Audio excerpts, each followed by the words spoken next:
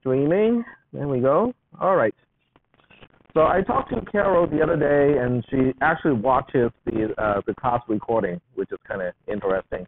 So you might notice that her notes has some changes, like oops, sorry for putting in the wrong link, and then she actually corrects the link over there. So so even though she's kind of sick and not being very healthy, she's still trying her best to kind of help out here. So I really appreciate that. Okay.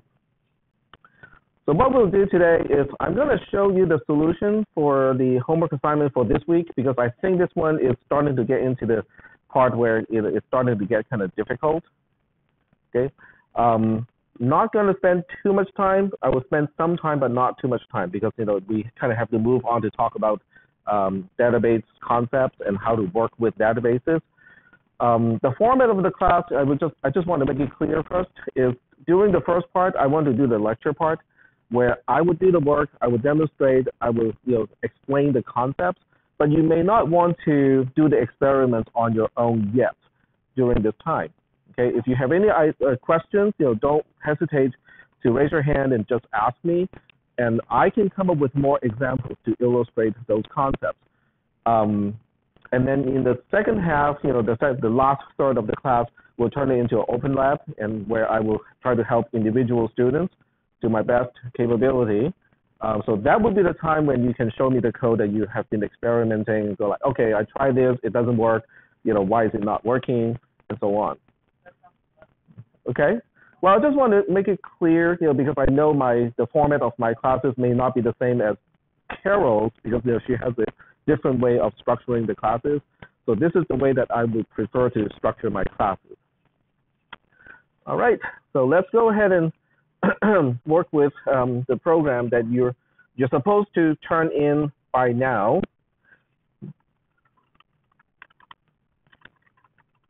And what I really want to illustrate is not really just the solution. If that is the case, I can just give you a zip file with all the solutions, and that will be it, right? So what I really want to illustrate is how to approach, okay? How do you get started with a program? How do you debug a program? And how do you do it step by step, okay? Which is a very important step, is not to try to get the programs done in one single shot, but to do it step by step. So I'm going to go to the same link here. So I have to be mindful with the time today, because I also have to cover the new concepts, the database concepts. Yep. Oh, okay. I thought you had a question, Izzy. I stretch a lot like this. Okay. Sorry. That's okay. No, nothing to be sorry about. All right. So with this homework assignment, how many people watched my video? Okay. Was it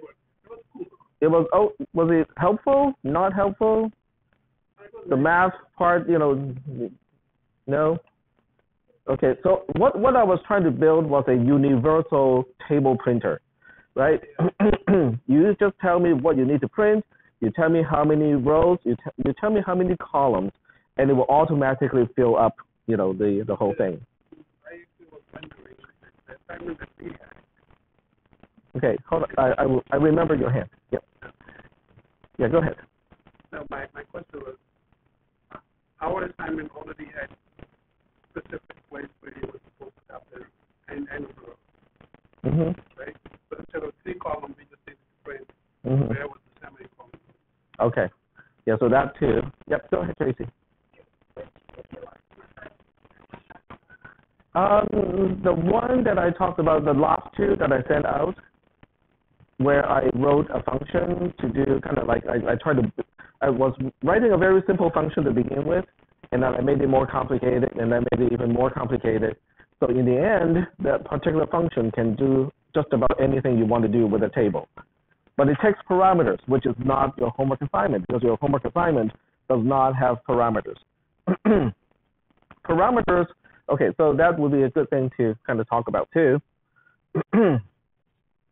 So when you look at the basic function here, this is the parameter, or this is the argument to the parameter. Each parameter, you can look at a function like an office. Okay, so kind of in your head, imagine a function is an office.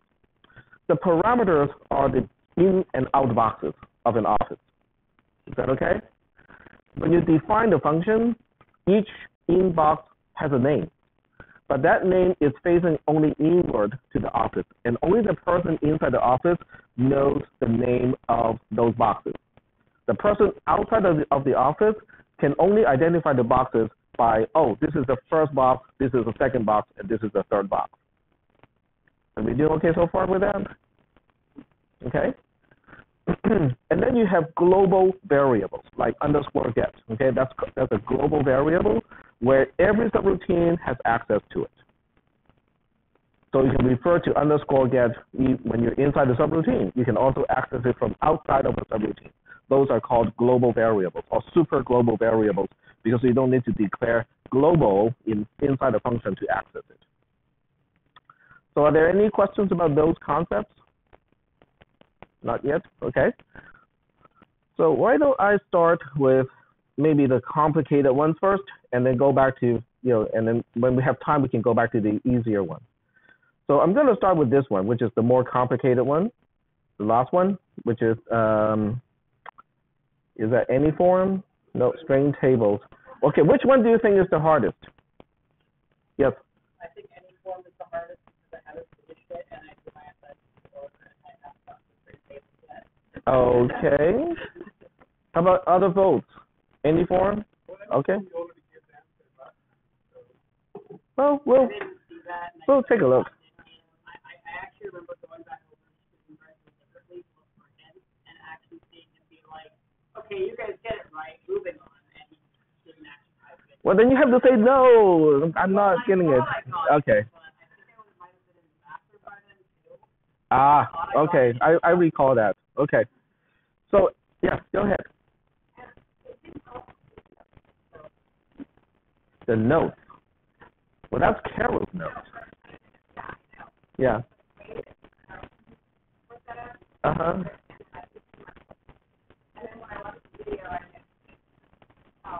Okay. Well, let's start with this one. Okay. Let's start with any form. Okay.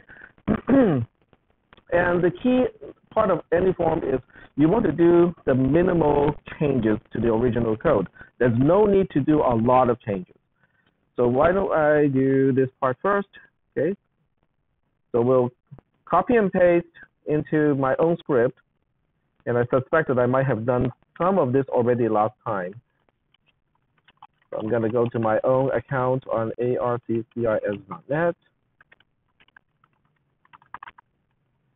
and go to public HTML, cisw410. I hesitated just for a moment there because I used to teach cisw420, which is the Perl version of this class. This is the PHP version. Yeah. So I was a Perl monk for a while. You can look that up on the internet. Perl monk. There's actually a website. Perl monks.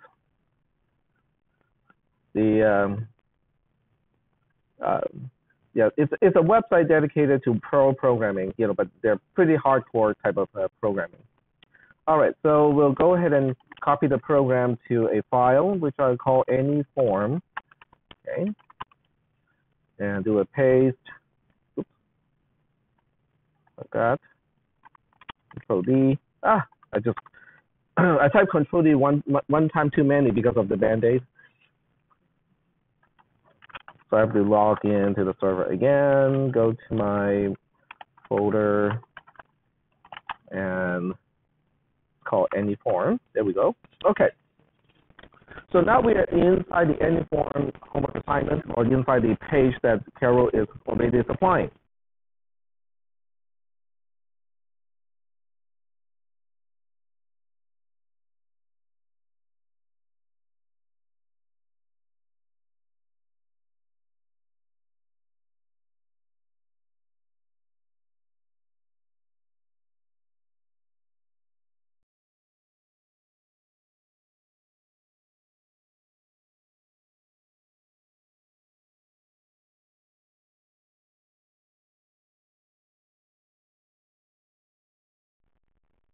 Okay, I need to check my audio setting again because it might have lost it. Okay, nope, it's still here. Okay, good. There we go. Sorry about that distraction. So the point is, form 3 has got, check boxes. And check boxes is a problem because when I hit submit, it is attempting to print my password, which is fine, okay? And by the way, that is not actually my password, so don't even bother to write it down.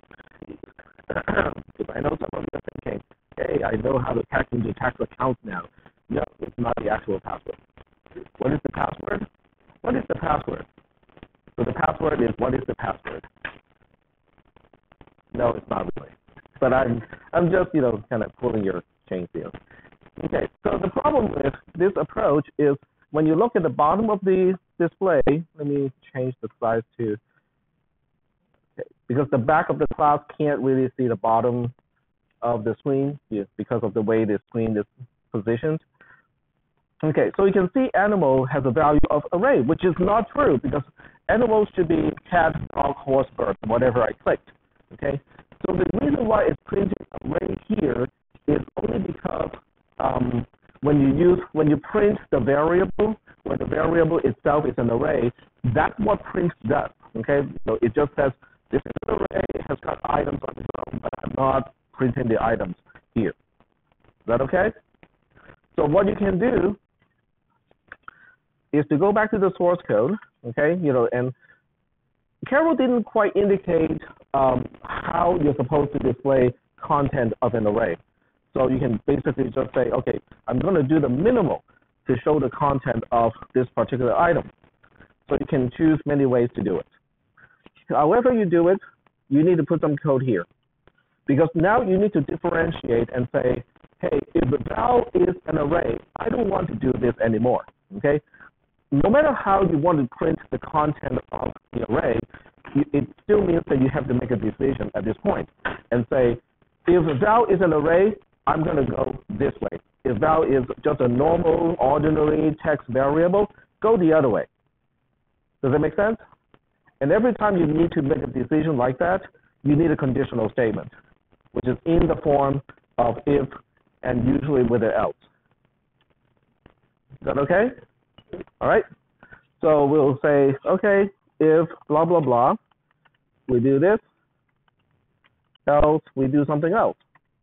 So this is the way I write my code, is to put in the structure first, and then I go back to backfill what needs to be done. So now the question is, when am I going to print the same way as before? Whenever it is not an array, right? But how can I tell whether a particular variable is an array or not? Array is a function call that can differentiate whether something is an array or not. Is that part okay? All right, okay.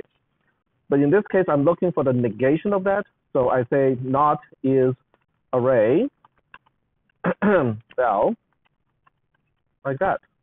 So that will take care of the case, the ordinary cases where val is not an array.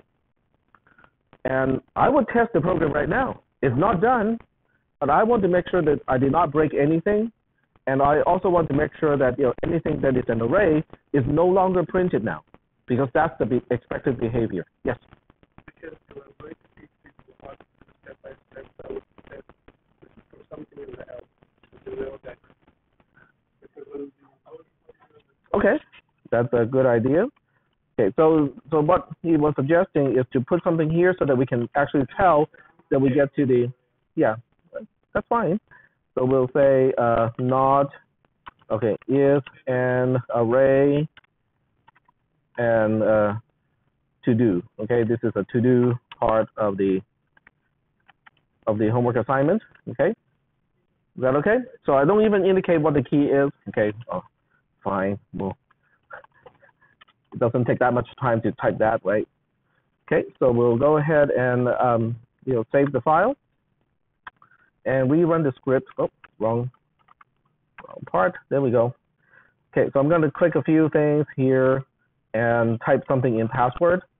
Hit submit, and this time the output is password has the value of ASDF, an array to do, okay? That means, we got to the else branch, which is good, okay? It confirms that the program is now able to differentiate whether something is an array or not.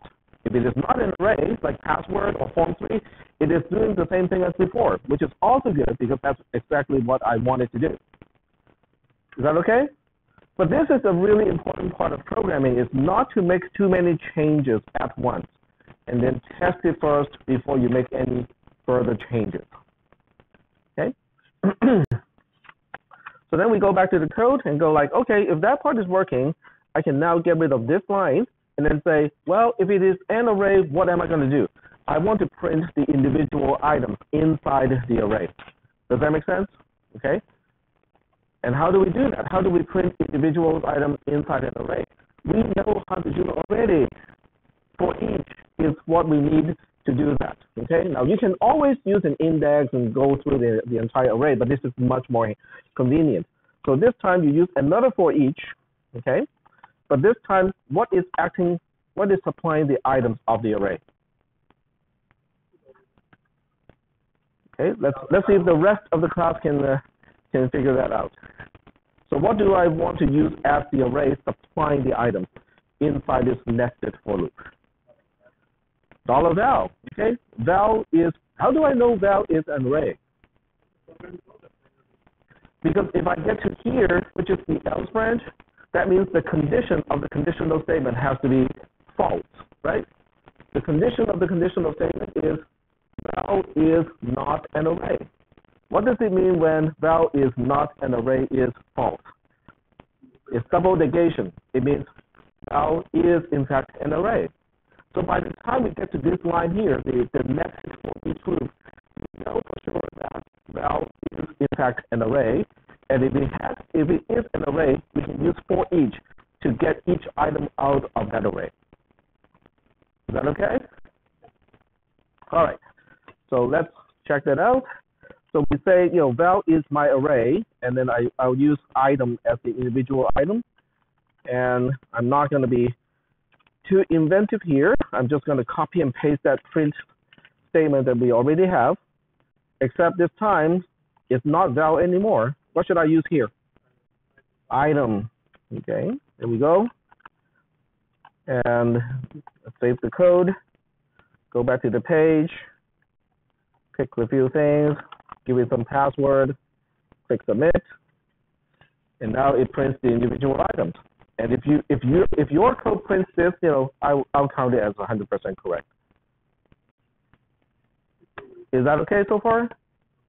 So it's not the solution so much that I want to illustrate, because I can just give you a zip file if that's all I want, if that is what I want to give you. But I kind of want to show you the process of doing this, kind of step by step, and also the fact that you might want to make small changes, test the code. If it works, make further changes. If it doesn't work, then you kind of have to figure out why that part is not working and get it to work first. Yes. Absolutely.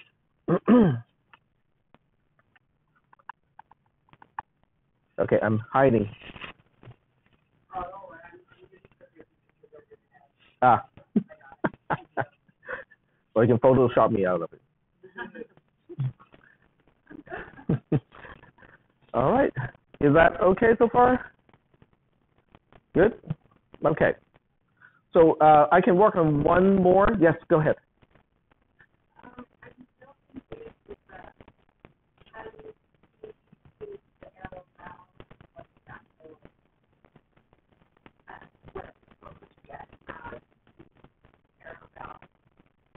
Okay. So what this does is, so the important part is get is an associative array, which means it is associating a key with a value, otherwise known as a key value pair array. Okay. So each item inside _get consists of two things. The first part is the key. The second part is the value of that key. So usually the way we access those items, okay, I'm going to use Notepad here as my kind of interactive whiteboard, so mouse pad. So normally when we use an array like _get, we do something like this, right? This is the key. This is basically saying, okay, I'm suspecting ABC is a key in the underscore get associative array. Tell me what is the value. So this entire expression gives you the value of the key ABC. It's like a lookup table. Look at it as a phone book. Yeah.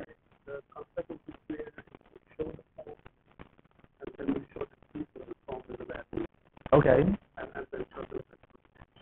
It's also like a phone book. Okay.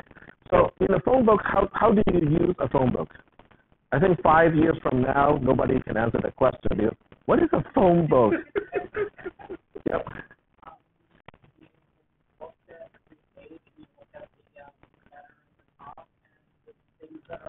What is the key? What is the key of a phone book? Well, usually.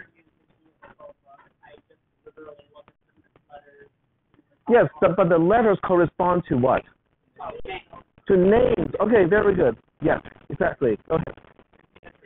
The entry name, exactly. So whatever entity, can be a person, can be a business, depending on whether you're doing the white pages or the yellow pages, the entity, the name of the entity that you're trying to look up is the key.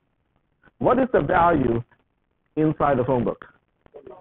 In the phone book, exactly. So you guys got a concept, okay?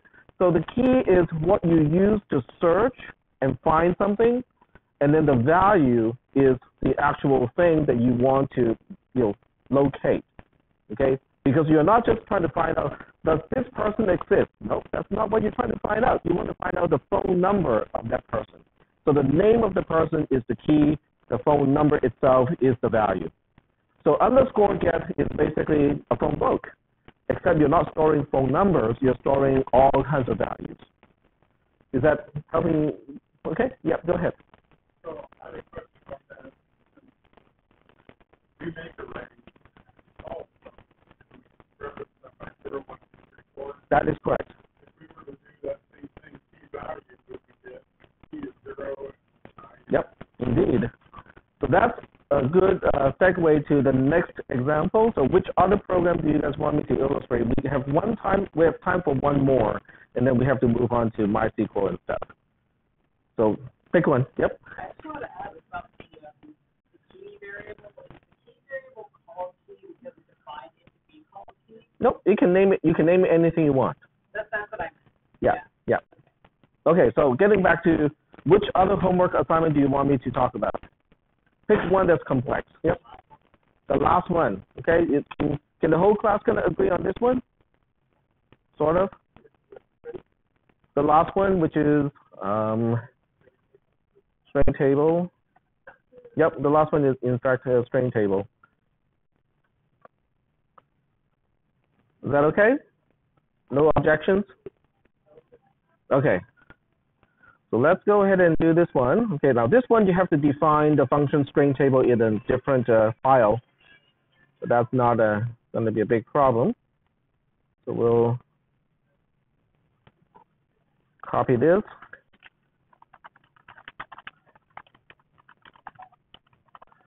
And paste.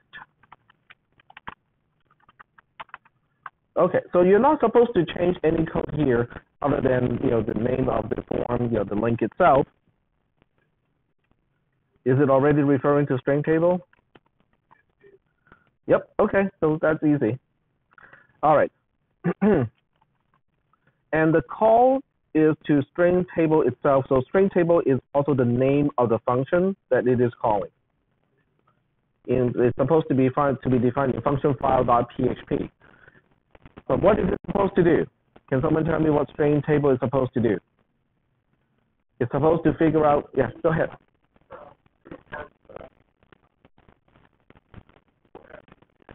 Okay.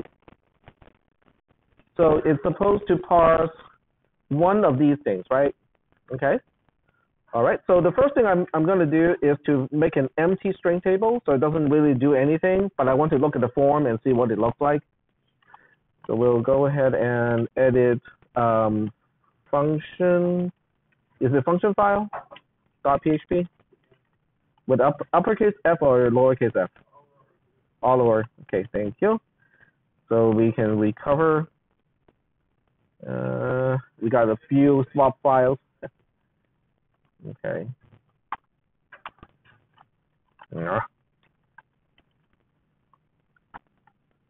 I got that file already created. That's why it's complaining. Edit anyway. There we go. All right. So when you're creating an include file, okay, according to the PHP website, you need to include the open tag for PHP and also the end tag for PHP.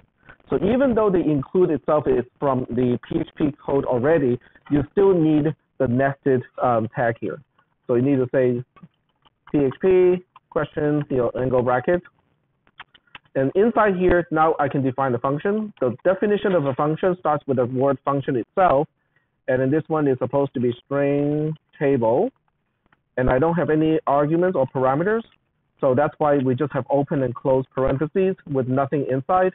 And I'm not going to do anything with this function for now, so it doesn't do a single thing.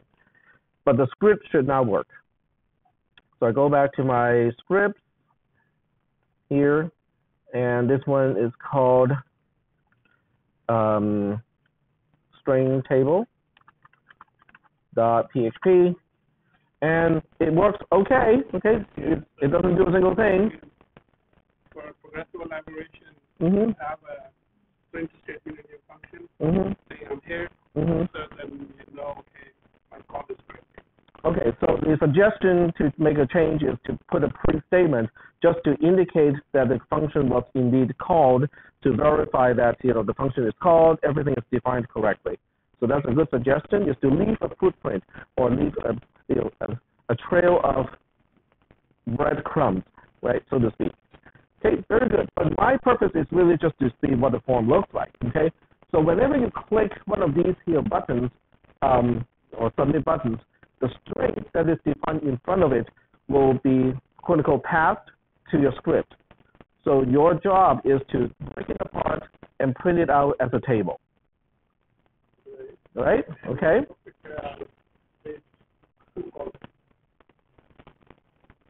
Correct. Well, sort of, and sort of not. Okay? Yep. So the next thing we want to do is to kind of analyze. Okay, so when we're doing the lecture part, it's kind of important to pay attention to what I'm saying, okay, instead of kind of doing stuff, on your own. I know you guys want to experiment, but it's kind of important to kind of focus on this first. Okay, so when you look at the source code, or, when you look at the assignment itself, when you look at the source code, you will find that you can use the trigger to figure out which button was clicked. Trigger 1, trigger 2, or trigger 3, okay? But do you care? Why do you care? Because if you go up and look at the script that you left out, yeah. Go to the script. There's a link for her spec. That is part of her spec. Okay. So she is displaying the table and also the name of the form. Right. So therefore, you need to know what the form is. Oh, the name of the form needs to be displayed too. Yeah. Okay. The name of the form is okay, I cannot be lazy. Okay. So if I click this. Oh, I see. So the table itself has a title, which is the name of the table. Okay, so there's no, I cannot shortcut this. All right, that's fine. Okay, so we go back to this part here, and we have the title, which is a hidden field, so we can extract that. Okay, so that can be extracted, which also means we do not need to know which trigger is the trigger. We just have to get the title from the hidden field, and that's it. Okay. But it's nice to know that something was done. Right. But it's good that you are paying attention to the details. Yep. All right. So when we're here, the first thing we want to do is to check what is the title. Okay. Now, technically speaking, okay, if you're doing this for a living, then you want to check whether there's even a title first. Okay. Now, I know Carol did some checking before this function is called already, but all she did was to check whether underscore get is empty or not. That's all she checked. So it's always a good idea to check, okay, if is set, is underscore set, oh, just is set, okay. Dollar get underscore get bracket. So this kind of goes back to, you know, I like, you know, variables to define those, you know, string names so that, you know, I don't have to deal with, you know, using the wrong one.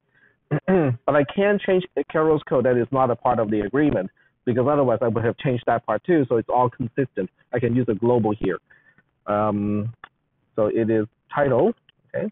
str title, which means it is just the string of title. Is it just title itself? You don't have to do this, okay? It is just, you know, something that I learned over the years. The extra time to do this is well worth it, okay? But you may not have the experience or the pain to have to maintain scripts that are, you know, hundreds and thousands of lines of code. So you may not understand or feel, you know, the pain that can get into, like, oh, if I type something like quote title every single time and I have a typo, it's going to cause problems, and it's difficult to locate those problems. This solves those problems pretty easily. To do what? Yeah. Yeah. Yeah. So this way, you know, from here on, I just refer to the string itself, the title string. The other one that I need to locate would be the string itself, which has a name of myString. So it's going to be the same thing here. str myString equals to myString. Oops. Now, ideally speaking, you know, in an actual commercial program, I would do these definitions inside the main PHP code. And then inside here, I would use global, you know, global, global dollar string title, global dollar string myString, to refer to the global variables. So this way, you know, I'm not defining it. I'm just using whatever is already defined in the main script. Okay? So that way, you know, everything stays consistent. The code that generates the HTML code will be completely consistent with the code checking those particular fields. Okay? Things can still go wrong, but the chances are lower. Yep.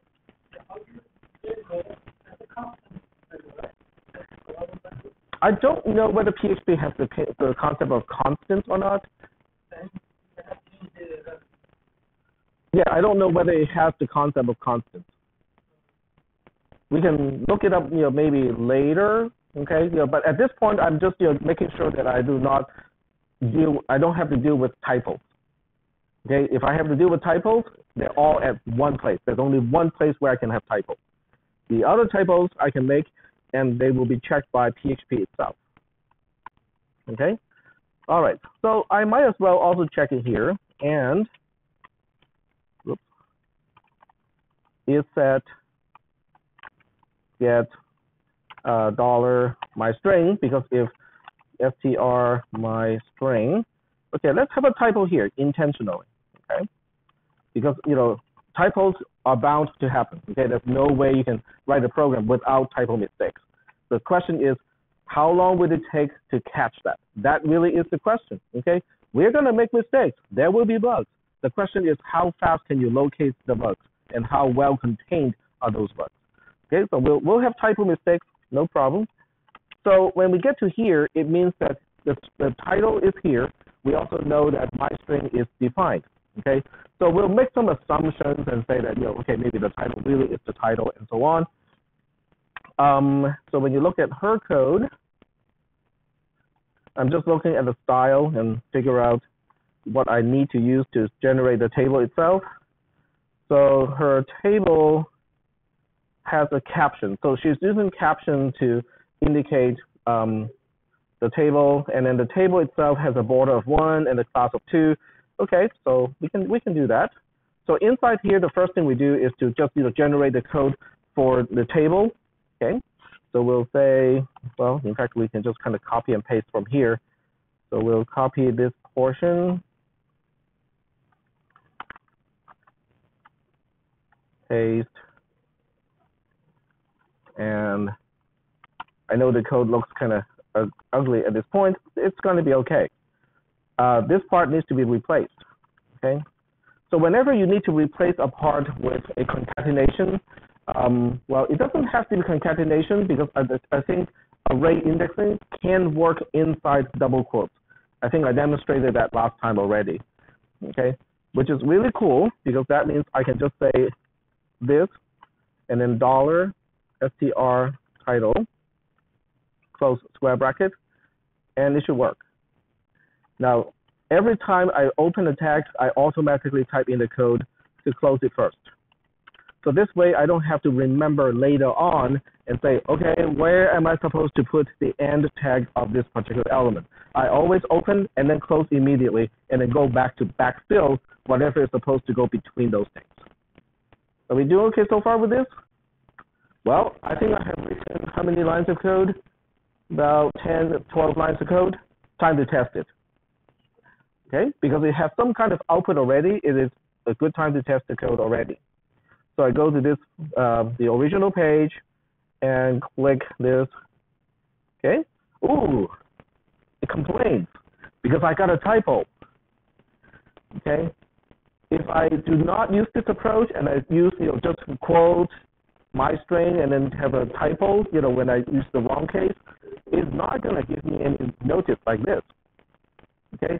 So this is why I use that approach, is to maximize the chances that PHP can catch my mistakes. Syntax errors and notices like this are good news because they're not logic problems. They're problems that PHP can figure out statically and go like, hey, you might have a problem here. Okay? But this is also something that you may not be able to rely on when you're doing a commercial scripting system because you may not have access right to the PHP configuration, but I think you can actually use your own directive to turn on all the warnings and notices at the beginning of your script. So that can be done. All right, so we have a problem on line 7, which is good because it tells me exactly which line I need to go to fix it, which is my string should have a lowercase t here. There we go. Change it back and click the button again. Aha! So far so good. Okay. Yeah, go ahead.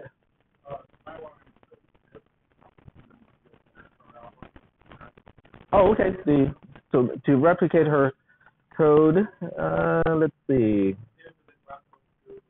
Oh, okay. Div class 2. Okay, understood. Thank you. Good observation.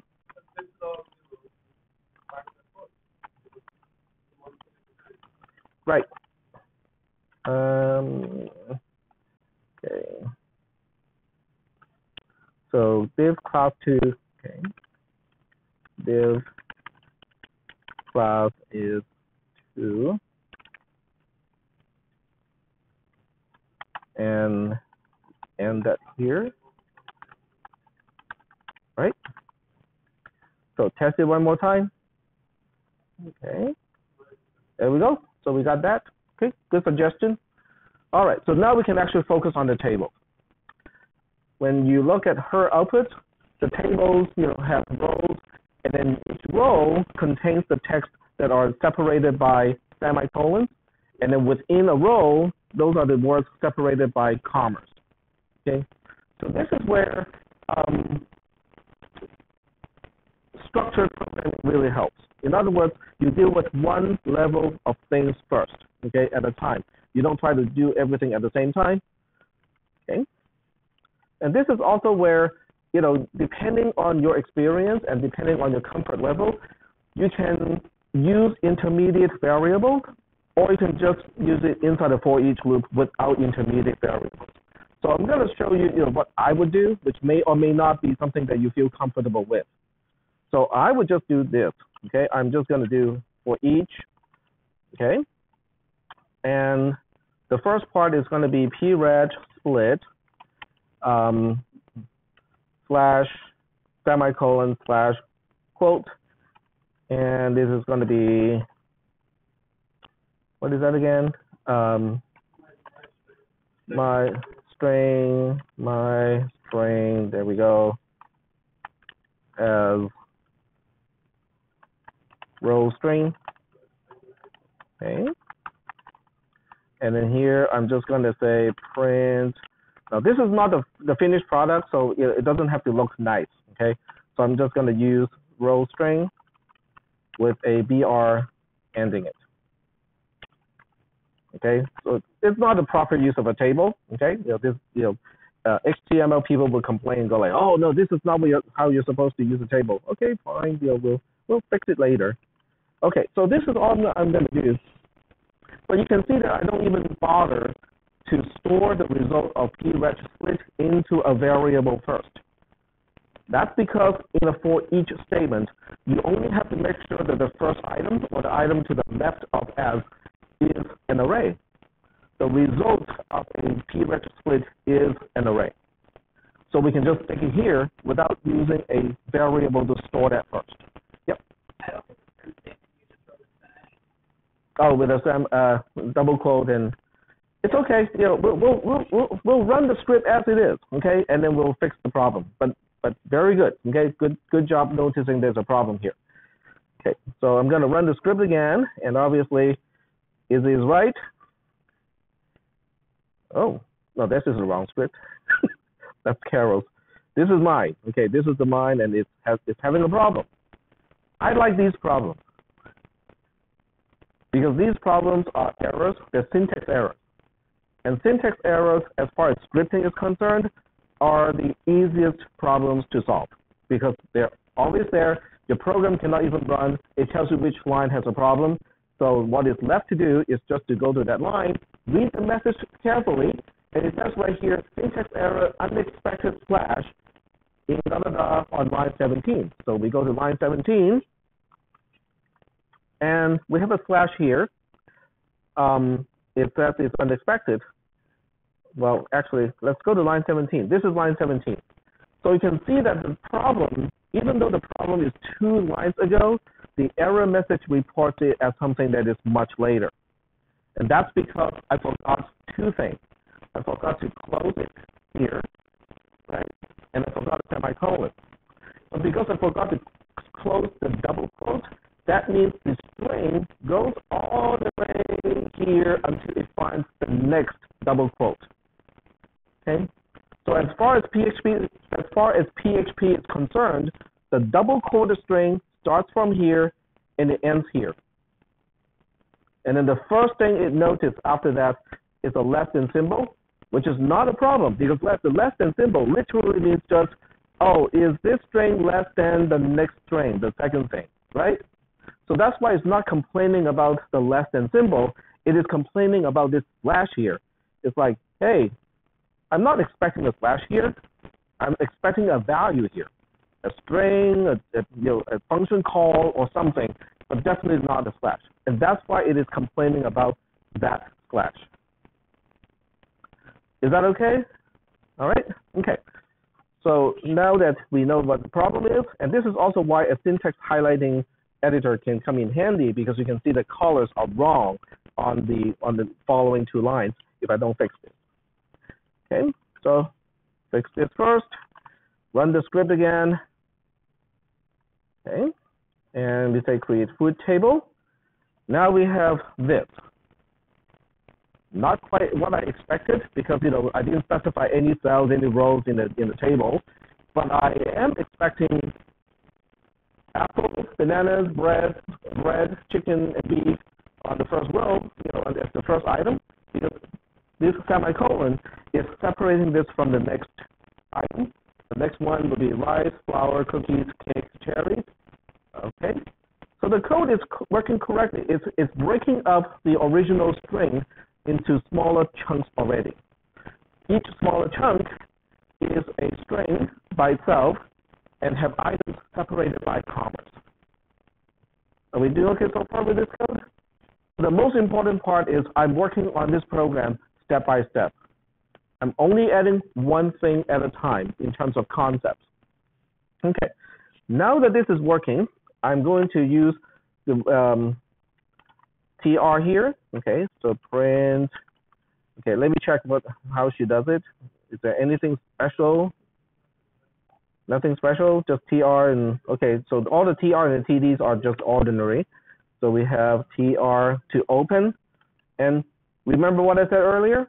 every time I open an element, I always find a place to put the close of the element right away, because this way I won't have to remember to close it later on.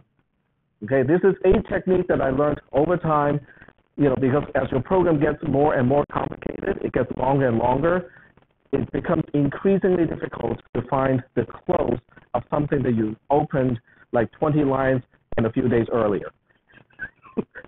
Okay? So just useful tricks that I have learned over the years. Okay, so when we get here, we're ready to print out the individual cells. Okay, so what are the content of the individual cells? Who is providing the content of the individual cells? Which variable should we be focusing on at this point? Row string, very good. Okay, so now we have another loop for each, because row string will turn into an array using the split function again. So it has, okay, I'm so lazy that I'm just going to do this. Then I go ahead and change this to a comma, change this one to row string, okay? And whatever it splits into as an array, okay, each item of that array would go into cell string, okay?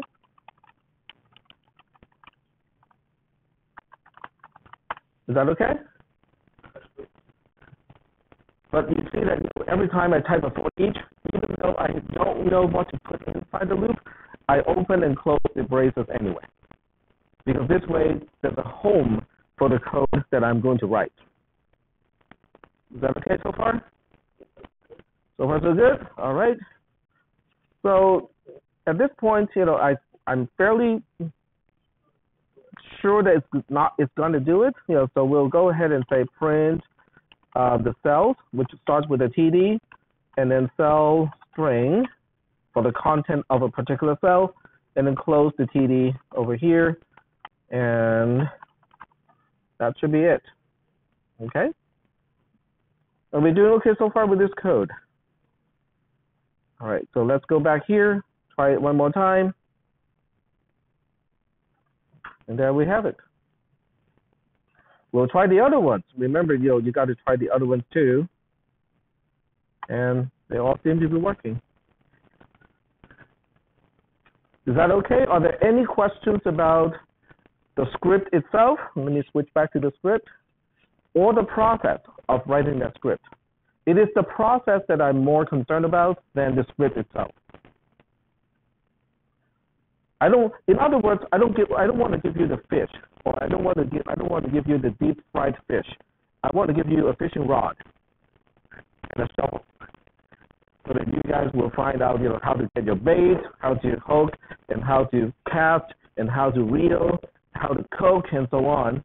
But I'm only giving you the actual tools that you need, or even just a schematic of a fishing rod. Yep. I just want to add one thing to this process.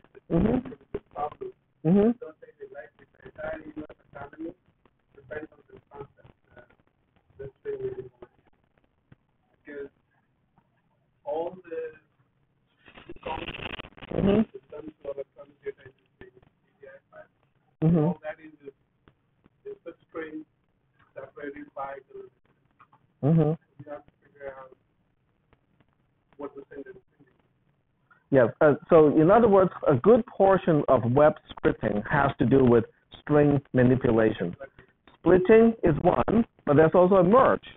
Because, when you have, data that is an array and you need to send that to another person or send it to another server, how are you going to send it? Well, you have to send it as a string, because that's what TCP/IP can handle is, okay, I know how to send a string or stream of bytes, right? But how do you form a stream of bytes from the content of an array? Well, it's the reverse process.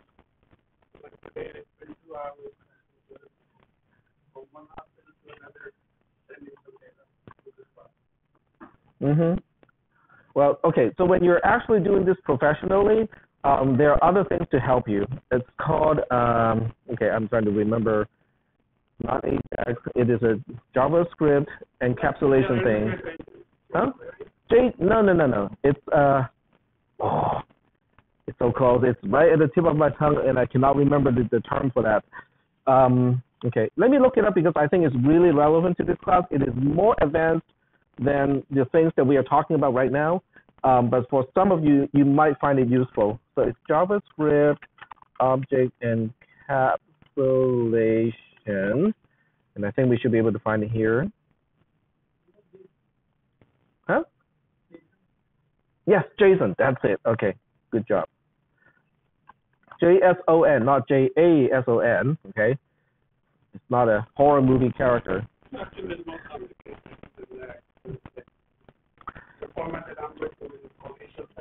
Okay. Okay. Yep.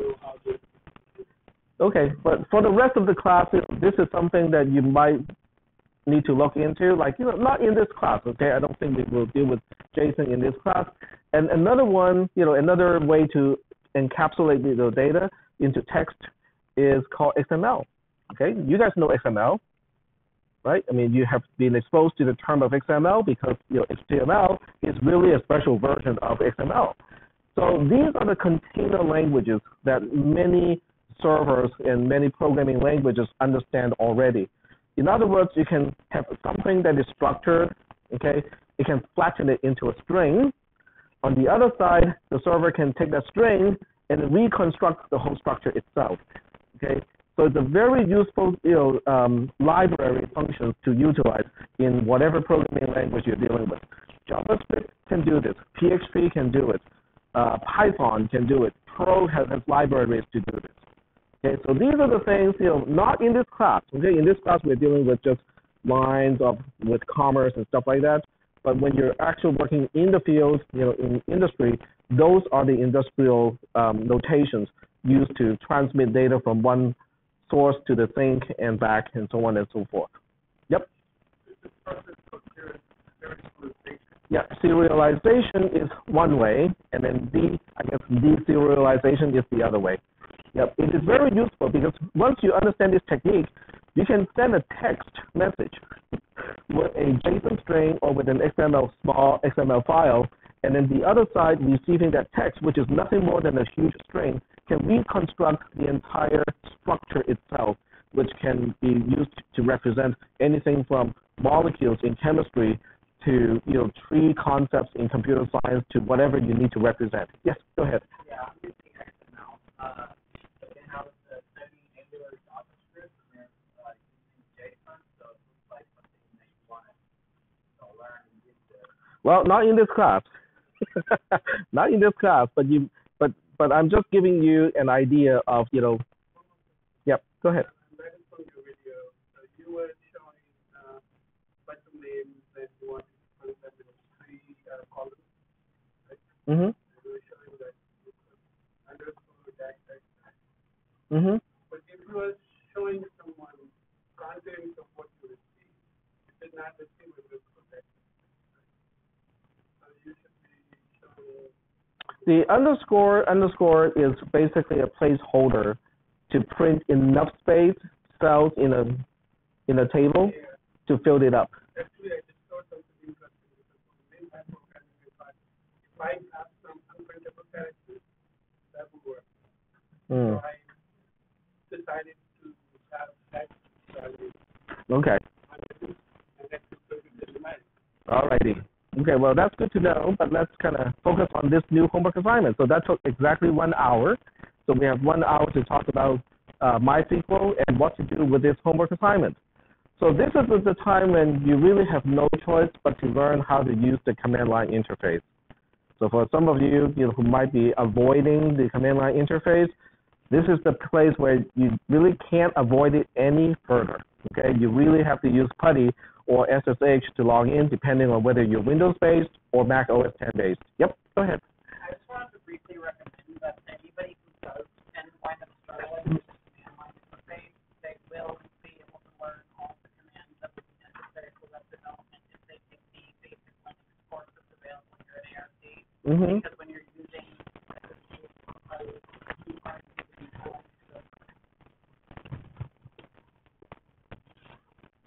Yep. So that course is, so as Izzy said, that class is called cisw410.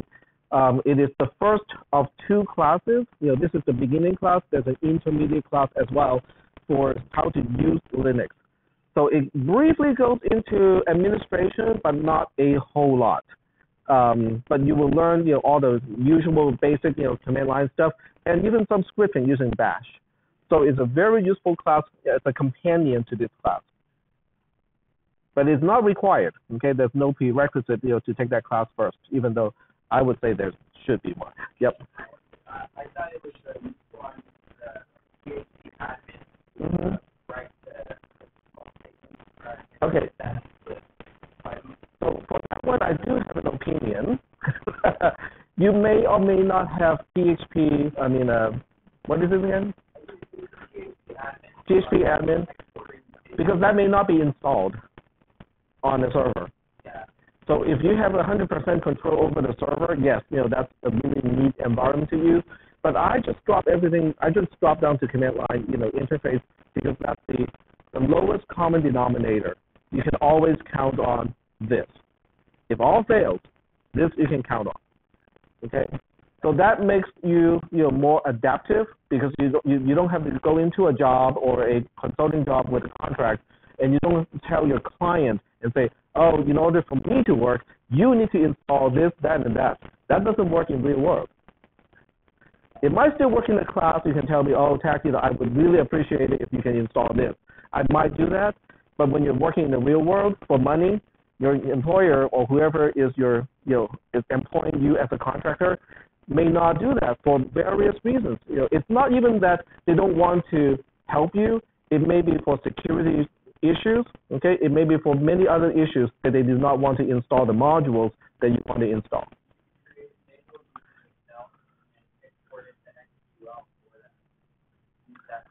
You could do that too, but for this homework, it's easier.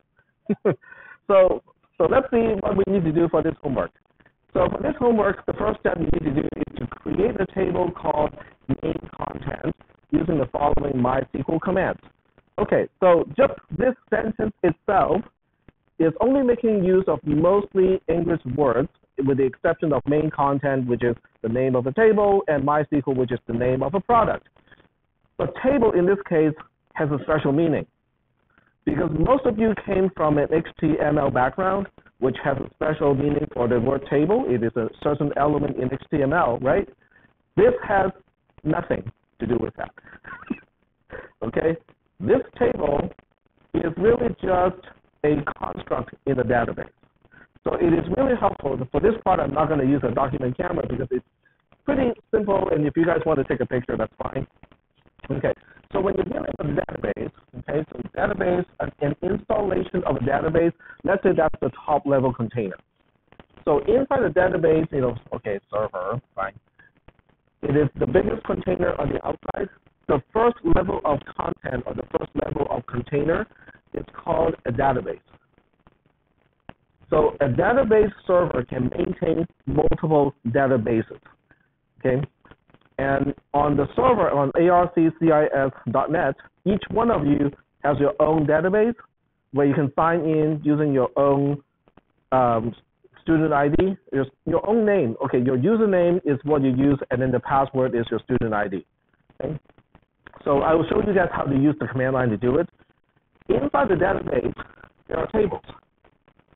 So you can have any number of tables here. You can have 0. If you have an empty database, there may not even be a single table. So you have to create the table once you're inside the database. Inside the table, you have entries. Okay? These are also called rows. Okay? But they are not related to a row in HTML. Okay? They don't have the tr/tr tag and stuff like that. It's just a concept. So are we still doing okay so far with this? Okay? So when you are new to a particular system, the first thing you need to do, other than installing a database server, is to first create a database. That is done for you already, so you don't have to create your own database. But within your own database, you have to create the tables that you need for your scripts to work. Is that okay? All right. So we'll go ahead and look at this command here, or look at all of these commands. And Carol is really generous enough to kind of put everything in here already. So these are all SQL commands already. So how do you make use of a database? So you go into the server and you say MySQL, okay? And it will complain about it, and it says it's running in a secure auth mode, but TAC has a password in the old format. Please change the password to the new format. Okay, we'll ignore that for now. Okay. So when you enter MySQL-P, it basically means it is time for you to enter a password, and your password is your 7-digit student ID without the W, same as the initial password for all of your accounts. Is that okay? And I think I have not one set up yet for my own account, so I'm going to have to steal one of your accounts here. Okay. So if you enter the right password, you'll be able to get into your own account. Let me see. I really need to create my own account here. I forgot to set up a student account prior to the class. Let me see what I should do here. Okay. What's your okay, gotcha. Okay, so I can do that. So let's see, sudo admin. Okay. And we can do su.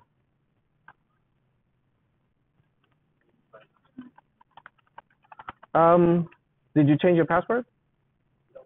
Okay. I can find it here, but in order not to show the whole class, I would, yep. Okay, hold on. Need a piece of paper. Go ahead. You can write it down. Okay, thank you. All right, so I'm borrowing an account here, okay? So the way you do it is you start with MySQL, okay? And then you have to supply the name of the database. The name of the database is the same as your sign-in name, your username, which is your full last name and first initial, and potentially with the digit after that. Is that okay? All of you know your username, right? Because otherwise you wouldn't be able to connect to the server. So in this case, I'm not using my own name, so I'm borrowing this from Ted, okay? So that's why I use his name as the name of the database. And then you want to specify -p to mean that there's a password to sign into that account. So are we using the command prompt or are we using PuTTY? PuTTY is the command prompt. Yep. So if you're using Windows, you want to use PuTTY. If you're using a Mac OS X computer, you just type SSH to connect to the server. Okay, so let me check first. Does everybody know how to start an SSH session interactively with the server so that you can get to this command line interface? Okay, so let's see.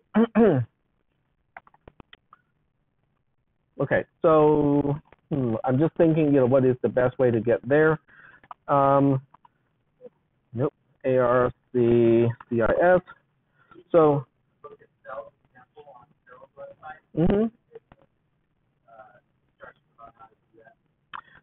exactly. Actually, her instruction, includes, the first part of the instruction includes, a discussion of how to log in. So, for those of you who have not done that before, you might want to review the notes, of how to do it. But the command, to do it is over here. So there's a link to PuTTY on the website itself. Yep. If Google is even better because it will find you the latest version. Yeah. But if you're already on this page and you don't want to go search, this also works. Okay. All right. So let's kind of leave that part until the lab portion. Okay. So I'm going to move forward and talk about the concepts. So assuming you can get to here, and if you want to look at what PuTTY would look like and how to use PuTTY, I can use PuTTY. Ooh, see? Even in Linux, I can use PuTTY. So when you use PuTTY, this part is also getting recorded, by the way. So if you need to get back to this part of how to use PuTTY, Just remember we are now at about 6:15, so 1 hour and 15 minutes into the recording will be the part that I talk about how to use PuTTY. So this part is just arccis.net, which is the host name. Port number 22 is fine.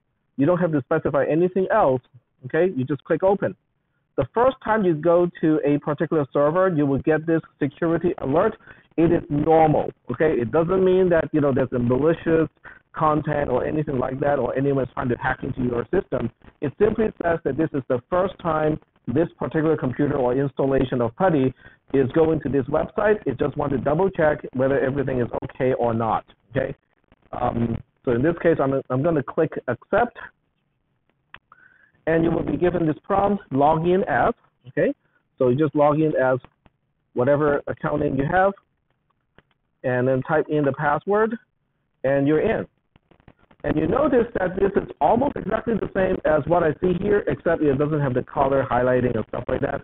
But for the most part, it's the same. Is that okay? If the font is too small and you want to change it, I think you right-click on the title bar in Windows, and it will pop up, the menus in order to change it. This is the Linux version, so it doesn't quite do that. Yep. Right. But you can do it, after the fact too. In Windows, you can do it after the fact, but not in the Linux version. In the Linux version, there's just no easy way to change the configuration once I have started it. You can resize it, but that just changes the number of columns and rows on the screen. Okay. Okay, so this is how you sign in. Once you sign in, the other stuff that I do normally will still apply because it's going to be exactly the same. So the only part that is different is I use SSH on the command line to connect. You're going to use PuTTY to connect. And PuTTY is a program, the one that is on the Power server itself and also on the ARCCIS server, which I showed a little bit earlier. That one is a standalone or a portable executable, which means you can download this one, put it onto a thumb drive, and carry that thumb drive with you so that you don't have to keep downloading it all the time. You can run it from the thumb drive, it works, okay? Which is kind of handy. All right, so getting back to the command line, let me move this up because people in the back may not be able to see everything. So are there any questions about this part? Once you get to the command line, you just type MySQL, MySQL, and then your login name, and then a -P. Yes?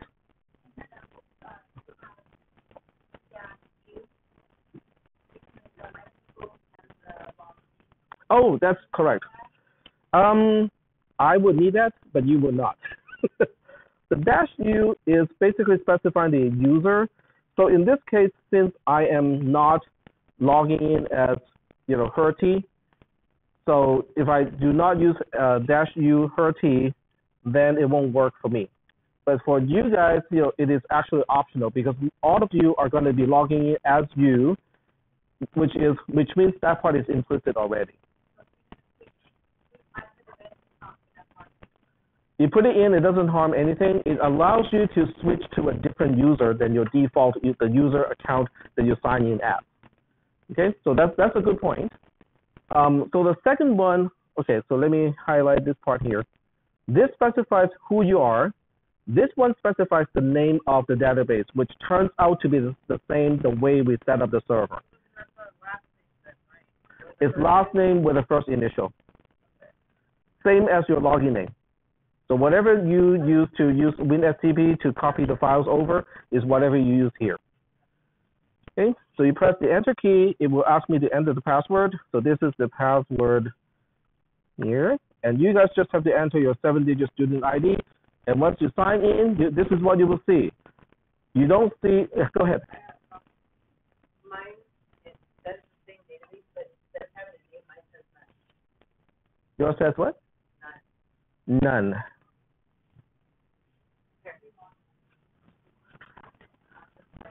So you sign in.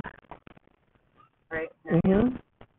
I put in my password, and then it says none. That's because you did not specify which database you want to connect to. Okay, so if you forget to specify the name of the database, you will see none. Let me show you that too. So if you forget about this part here, So this particular command specifies that I want to connect to MySQL. The user or whatever I use for authentication process is -t, okay? So it will look up the password for that particular person or that account. And then -p means I will interactively enter the password, but I did not specify a database to connect to. Yep.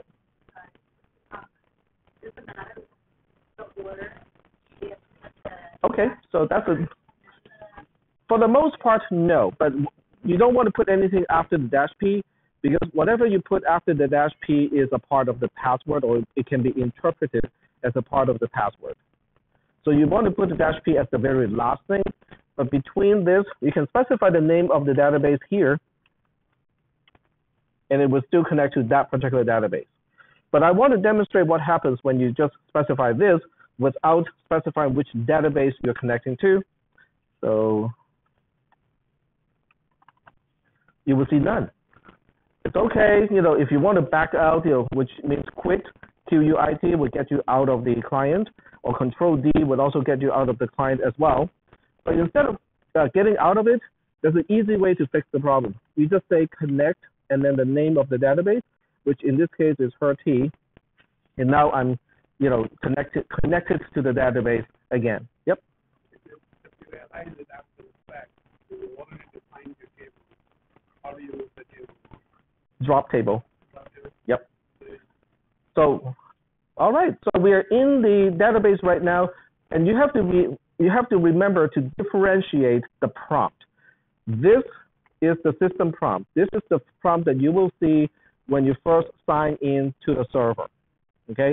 Where you can execute system commands. You can copy files around, you can erase files, you can do all kinds of stuff on the command line of the system.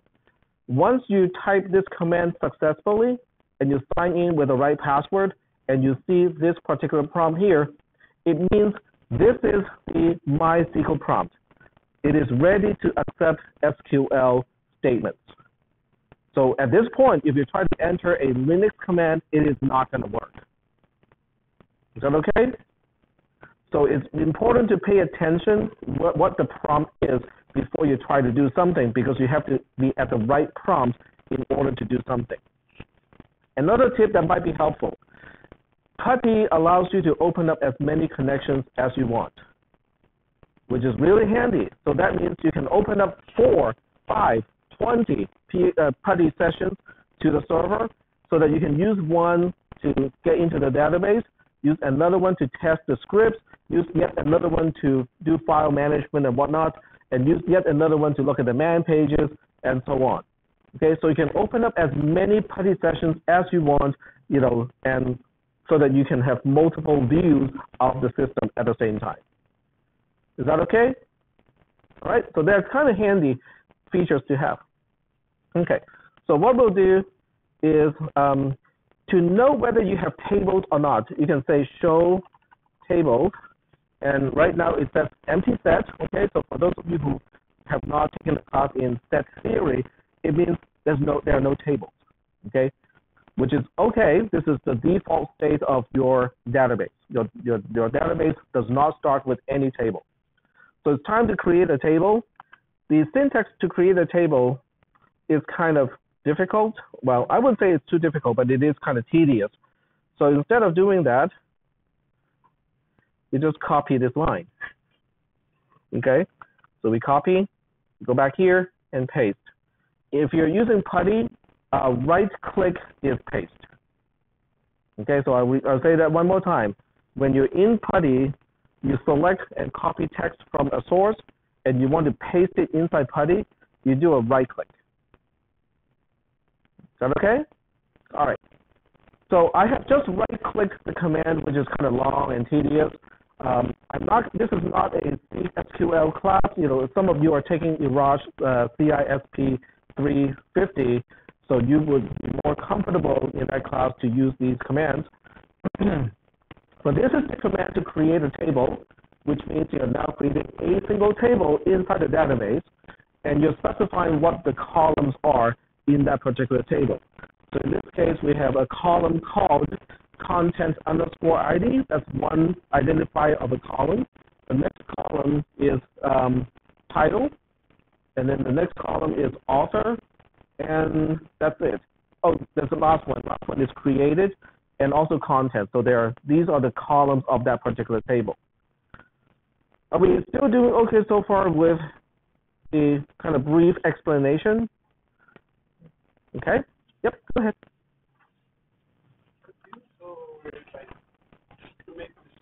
Mm-hmm.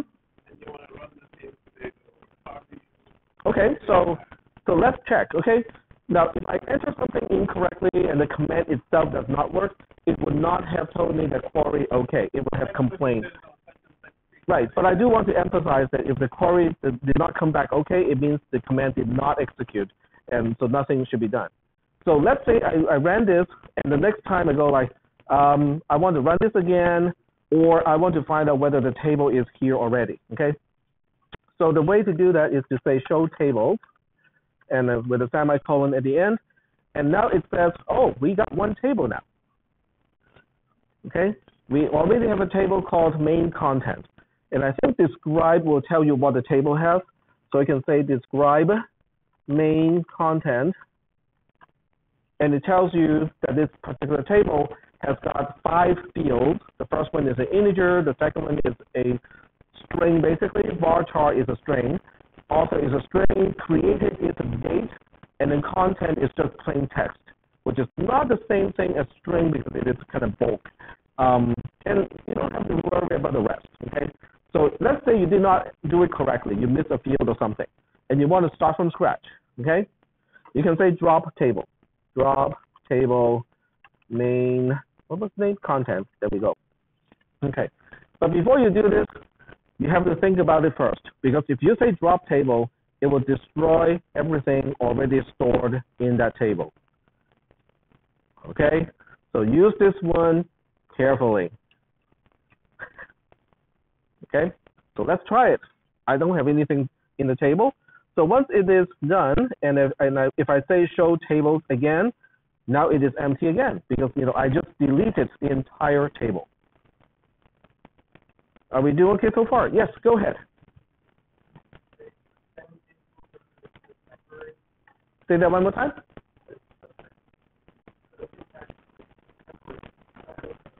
Suspend. So what are you trying to do? Turn off.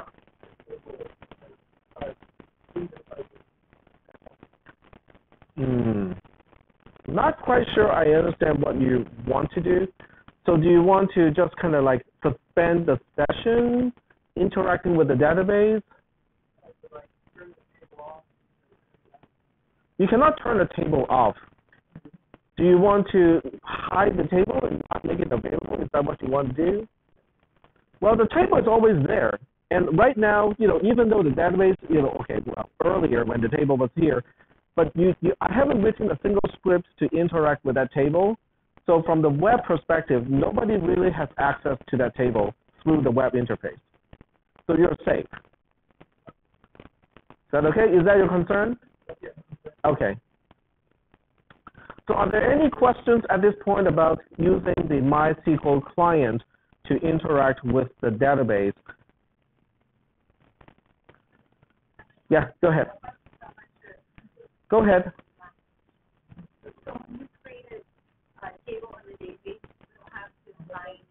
Okay. You back there? I can hear you. That means all the other people around you can hear you as well. Okay, so go ahead.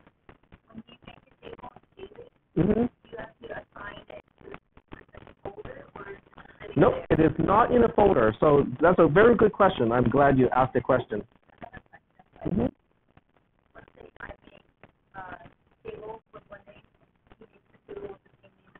That's perfectly okay, because you are creating a table inside your database, and he is creating a table inside his own database, and each student has his or her own database. So that means, you guys, unless there's a hacker in the class, trying to get into somebody else's account and use the database of somebody else's account, we should not have a problem. Okay, so those are all good questions. But your first question is really interesting because you asked about, basically what you're asking is, where is the database stored? Okay, and the answer is, you do not need to know. I know exactly where the files are located, but for the most part, when you're dealing with a database, much of the content of a database may not be even stored on a disk.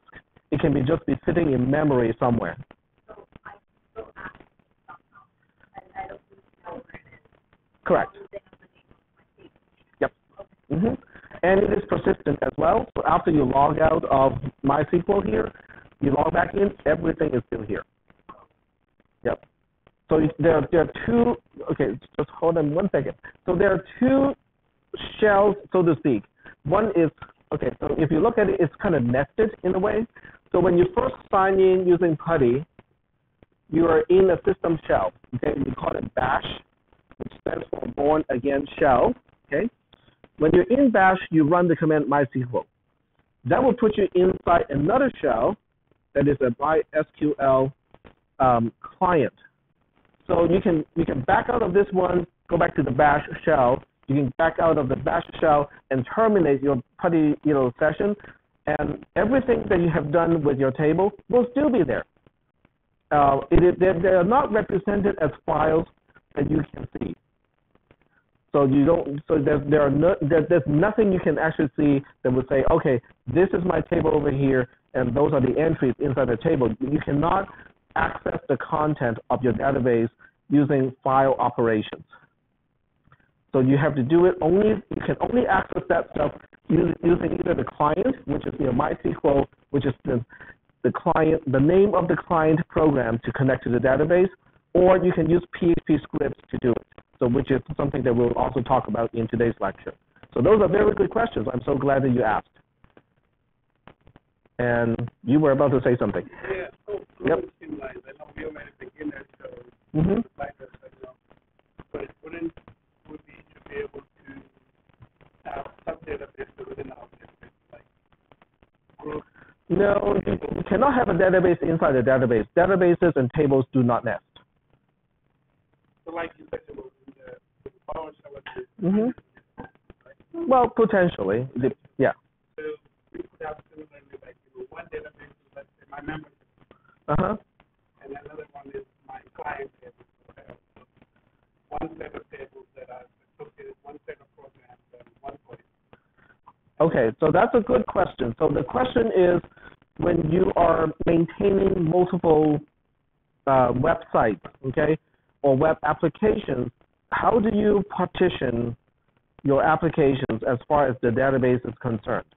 It depends on where you want to draw that line, okay? So the only thing is, if you have tables that live in different databases, it is not easy at all to make join operations. In other words, your queries can no longer cross, the tables. It cannot cross databases. Your queries cannot cross databases. So if you think that this table is related to this table, and I might need to use both tables in the same query, they really need to live inside the same database. On the other hand, if you look at this table, and you look at this table here and go like, there's no chance I need to access both tables at the same time. They do not relate to each other in any way. Then they can live in different databases without any penalty paid. Does that make any sense? Okay, all right. Yep, go ahead. Can we make more database, or is it already just one is made for us? You can only have one in this class, but you can have as many tables as you want in the database. We cannot any other database. You cannot have more than one databases. Yep, correct. Now, for those of you who think, okay, I don't want to play inside the sandbox, sometimes I want to be able to play with other things and whatnot. Amazon AWS is a good way to go, because they have a free tier of servers that is virtually hosted. And guess what? ARCCIS, what you're seeing here, what you have been using for a few weeks already, is in AWS. Okay, Amazon Web Service. Okay, if you want to play with your own server and you don't want to set up your own server at home, or you want to learn how to use a virtual machine and stuff like that, you can actually get a free tier account on Amazon for a fixed amount of time, and then you can run your own server. The stuff that we're doing here requires very, very little processing resources. So even the free tier AWS servers can do just about everything that we do. Okay, but that's kind of for more advanced, people who want to kind of have their own sandbox to play with. Okay. Yes, you can play with that with your own local host. Yep. But for the class, I'm just going to assume that people are going to use this approach. All right. So getting back to here, the first part, show table to create a table and populate it on a page called admin, create a sort table display. Okay, so we are not too concerned about that because we have to construct the table and populate it with data first. So the way to do it is literally copy, go to the PuTTY session or whatever you use to connect to the server. Make sure that you're in the MySQL client, okay? If you do this on the shell in the bash, it's not going to work and the system will complain a lot because you're entering the commands in the wrong place and bash doesn't understand SQL commands. So make sure that the prompt is this, okay? It's not MySQL because MySQL got its name changed to Maria DB. It's a political kind of thing inside Oracle, the company. But anyway, it's called MariaDB now. But the command that you run is still MySQL. Okay, so make sure you're in this prompt and also make sure that you're already connected to your database. So you want to make sure that it is none, it's not none inside the square brackets. Make sure it is your account name inside the square bracket. Okay, so once you confirm all of that stuff, then you can just paste.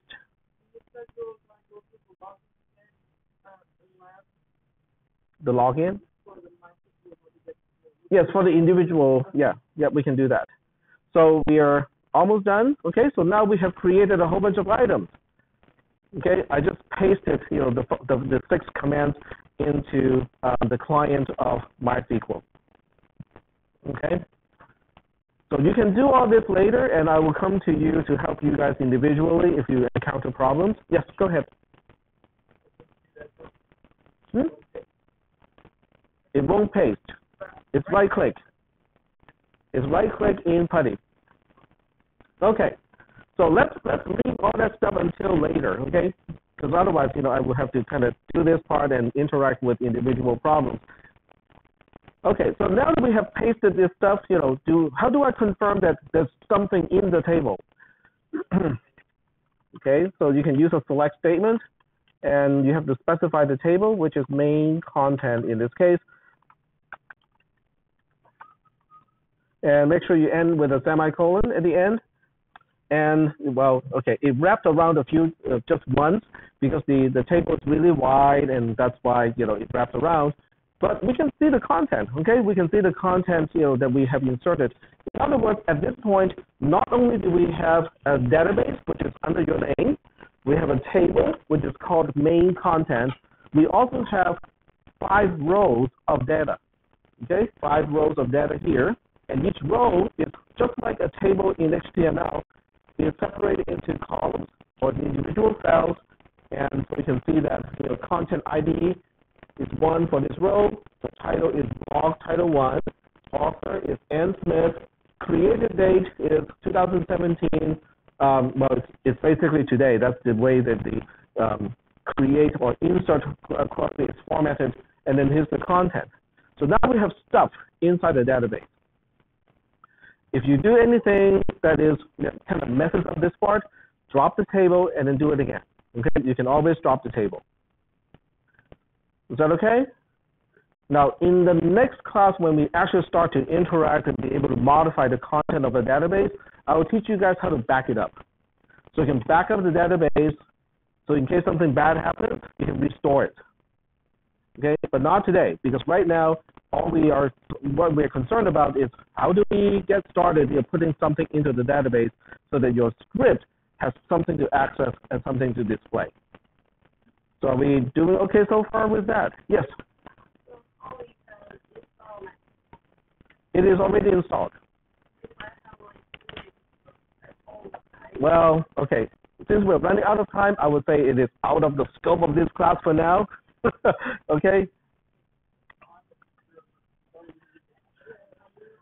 All right. So at this point, this part is done. Okay, I can stay inside the database, stay inside the client, or I can get out. It doesn't really matter.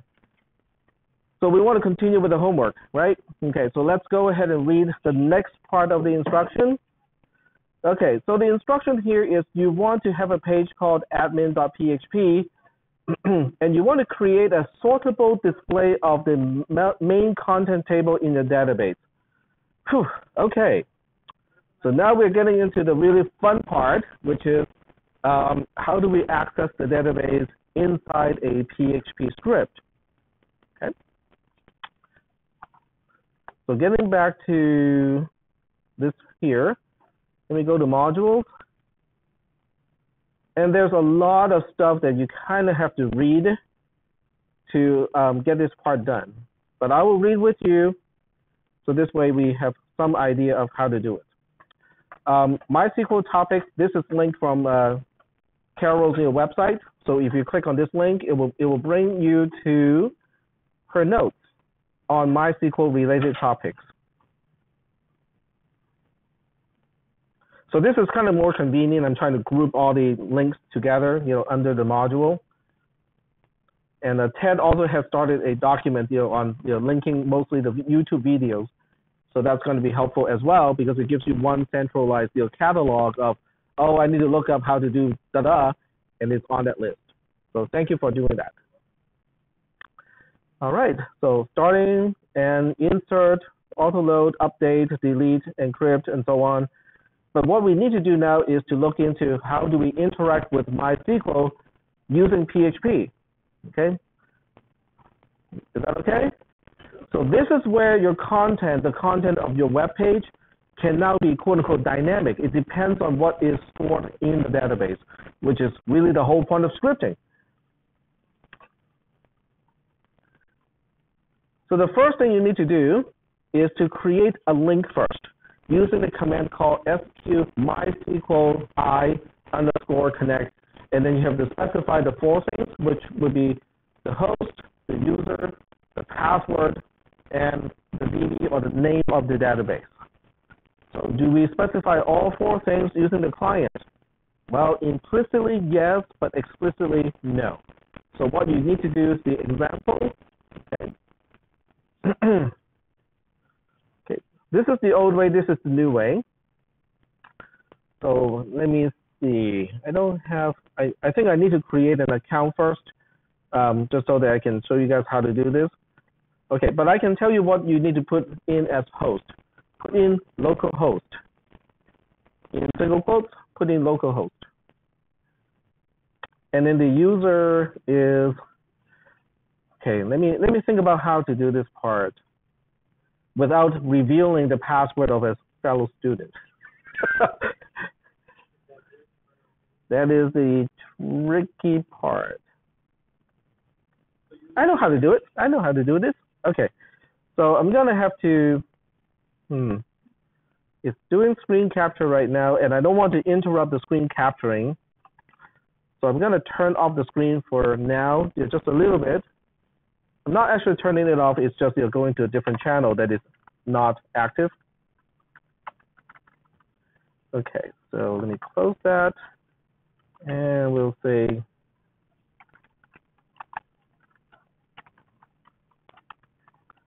this won't take long.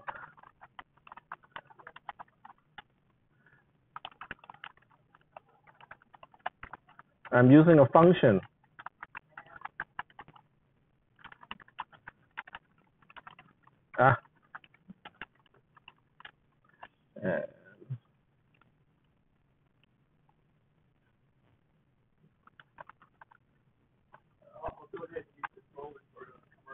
Okay, go ahead. Yep. What I did is that I found that they linked my clips to video that talk and stuff over that video there, and then created a Google Doc, and then shared it with Top and then sent it out on email. So if you want to go to that spot, you can find a lot of videos. Find more videos that aren't listed. Please put them on there. When you find complete information, put it on there. I made it shareable, editable link.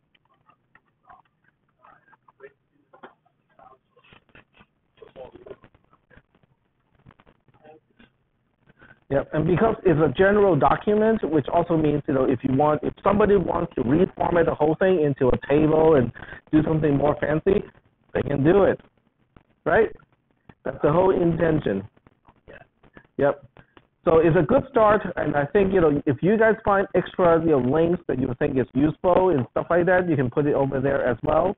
I'm not doing grading by curve in this class, so there's no cutthroat situation. By helping a fellow, classmate, you're not going to sacrifice your own grade.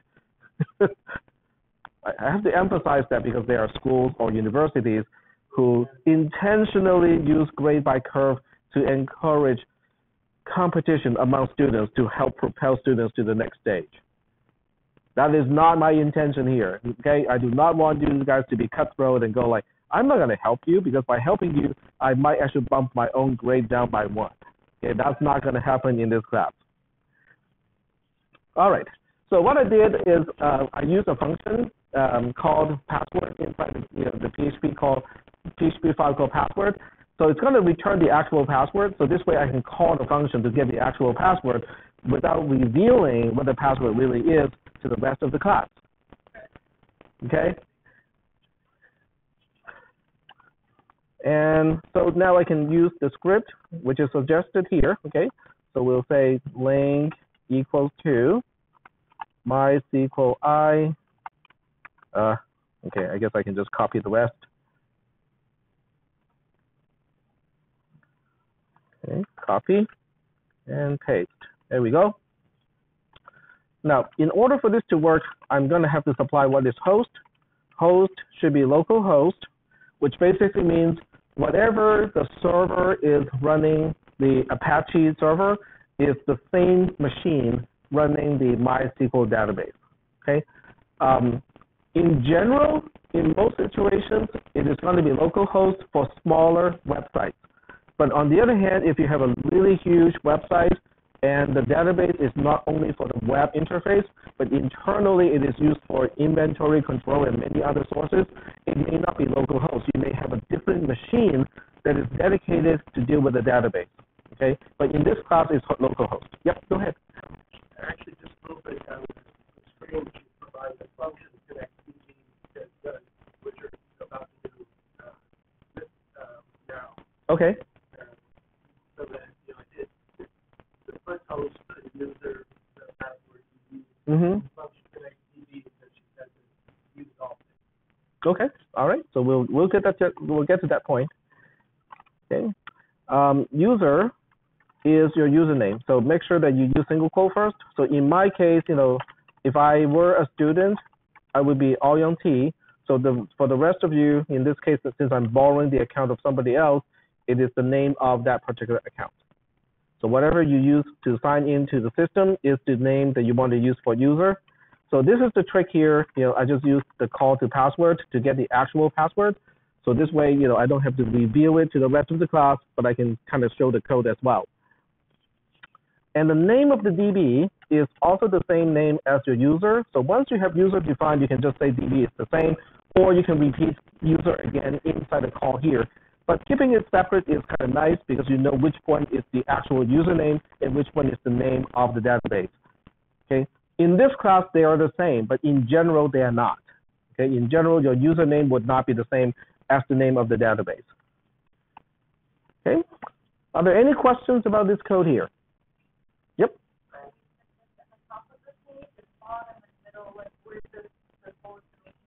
You have to do this before you attempt to access the database. So I would say at the very beginning would be good. Yep. So basically, anytime you need to access the database, this has to be done first, but only once. You don't need to do this over and over again. It only needs to be done. It only needs to be done once. Once you have link done, then you can use links to access the database for further operations. Yep.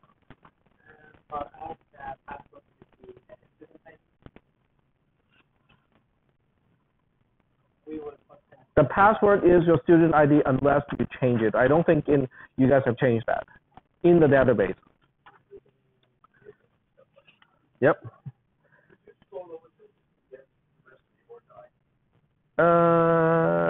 It wraps around like this. It's already wrapped around. So, so this line reads like this.